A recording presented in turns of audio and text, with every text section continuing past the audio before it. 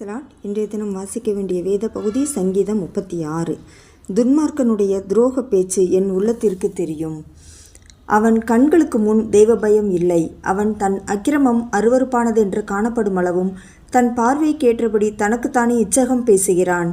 அவன் வாயின் வார்த்தைகள் அக்கிரமமும் வஞ்சகமும் உள்ளது. புத்தியாய் நடந்து கொள்வதையும் நன்மை செய்வதையும் விட்டுவிட்டான். அவன் தன் படுக்கையின் மேல் அக்கிரமத்தை யோசித்து நல்லதல்லாத வழியிலே நிலைத்து பொல்லாப்பை வெறுக்காதிருக்கிறான். கர்த்தாவே, உமது கிருபை வானங்களில் விளங்குகிறது. உமது சத்தியம் மேகமண்டலங்கள் பரியந்தம் எட்டுகிறது. உமது நீதி மகத்தான பர்வதங்கள் போலவும் உமது நியாயங்கள் மகா ஆழமாகவும் இருக்கிறது. கர்த்தாவே, மனுஷரையும் மிருகங்களையும் காப்பாற்றுகிறீர். தேவனே, உம்முடைய கிருபை எவ்வளவு அருமையானது! அதனால் மனுபுத்திரர் உமது செட்டைகளின் நிழலிலே வந்தடைகிறார்கள். உமது ஆலயத்தில் உள்ள சம்பூரணத்தினாலும் திருப்தி அடைவார்கள். உமது பேரின்ப நதியினால் அவர்கள் தாகத்தை தீர்க்கிறீர்.